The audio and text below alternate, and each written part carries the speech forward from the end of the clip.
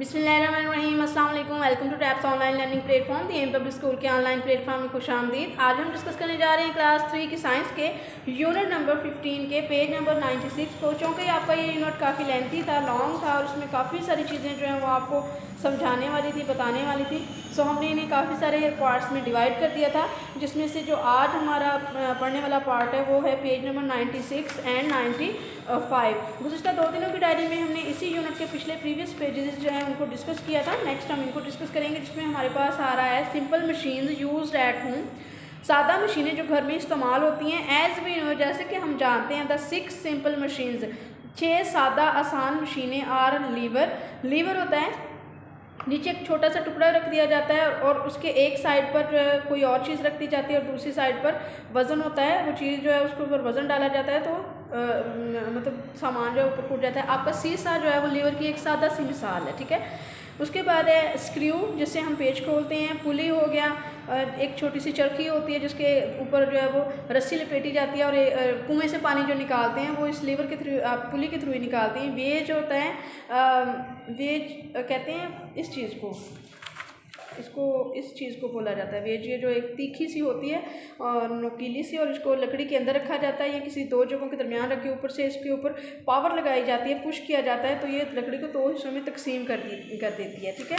उसके बाद है आपके पास यहाँ पर इंक्लाइंड प्लेन। इंक्लाइंड प्लेन जो है वो कौन सी चीज़ है? इस चीज़ को कहा जाता है inclined plane. And wheel and axle, और व्हील और एक्सल जो है उनको यूज़ किया जाता है। आपके साइकिल में व्हील और एक्सल ज़बरदस्त मिसाल मौजूद है। सिंपल मशीन, सादा मशीनें आर कॉमनली फाउंड, ये आमतौर पर पाई जाती हैं इन हाउस होल्ड आइटम्स, घरेलू ज़रूरत के सामान में ये आमतौर पर पाई जाती हैं। सच एज इलेक्ट्रिक फैन, जो आपका पंखा है बिजली से चलता वो। बोतल ओपनर, जो बोतल खोलने वाला ओपनर नहीं होता जिसे अमूमन तौर पर हम चाबी बोलते हैं। सीजर, कैंची। विंडो ब्लाइंडर, जो विंडो को पर्दे होते हैं खींचने वाले, वो मतलब उसकी रस्सी को खींचते हैं और पर्दे साइड पर हट जाते हैं। एंटेनस, रैम, ETC, मतलब इस तरह की सारी चीज़ें जो हैं घर में अमूमी तौर पर मौजूद होती हैं। आपके पापा के टूल किट में इस तरह की चीज़ें मौजूद होती हैं। Examples of each simple machine are given below. अब हर मशीन जो इन्होंने यहाँ पर बताई है आपको, उसकी एक सादा सी मिसाल वो यहाँ आपको बताएंगे। सबसे पहले आपके पास लीवर है इन्होंने दिया हुआ, तो ये लीवर का काम यहाँ दे रहा है। लाइट स्विच, जो आप बटन दबाते हैं और लाइट ऑन होती है तो वो एक लीवर होता है आपका। एक तरफ पुश किया जाता है तो दूसरी तरफ से वो ऊपर को उठ जाता है बटन, और क्या होता है कि आपकी लाइट ऑन हो जाती है। और अगर दूसरी तरफ से आप उसे करते हैं तो पिछली तरफ से बंद हो जाता है और क्या होता है कि लाइट ऑफ हो जाती है।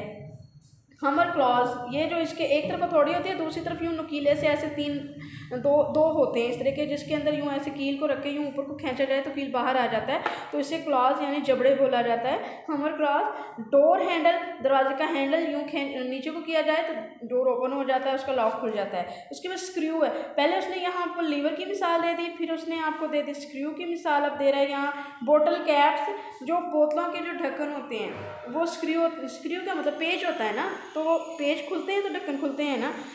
लाइट बल्ब, जो बल्ब्स होते हैं उनकी बैक साइड पर जो है वो पेच बने होते हैं और उनको आपके होल्डर के अंदर भी पेच होते हैं, उनके अंदर टाइट कर दिया जाता है जिससे बल्ब टिके रहते हैं और जलना शुरू हो जाते हैं।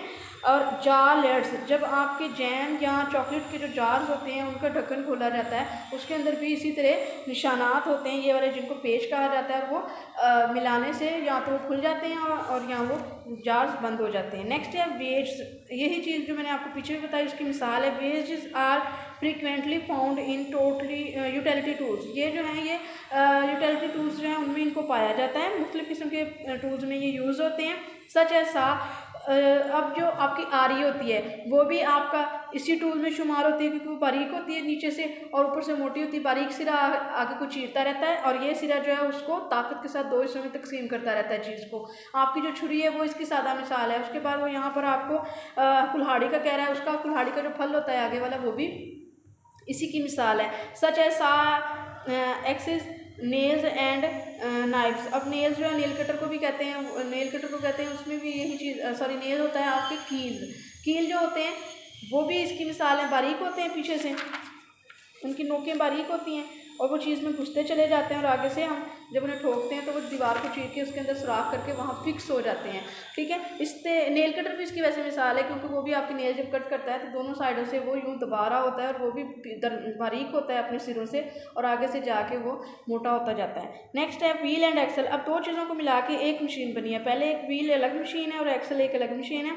Any house hold item with gear and rotating parts gears, वो कहता है वो के गियर और घूमने वाले हिस्से को मिला के घर में मौजूद जो भी कोई चीज़ होती है contain a wheel and axle, तो वो क्या रख रही होती है, व्हील एंड एक्सल को रख रही होती है। सच एज क्लॉक के अंदर गरारियाँ होती हैं, वो व्हील और एक्सल का काम कर रही होती है क्योंकि उनके साथ सुइयाँ लगी होती हैं।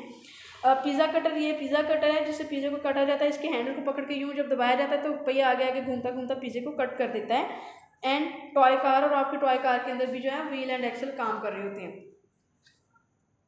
अब आपके पास है inclined plane, ramps and backward slide. अब रैम्प्स जो होते हैं ये चलने की जगह जो होती हैं, जो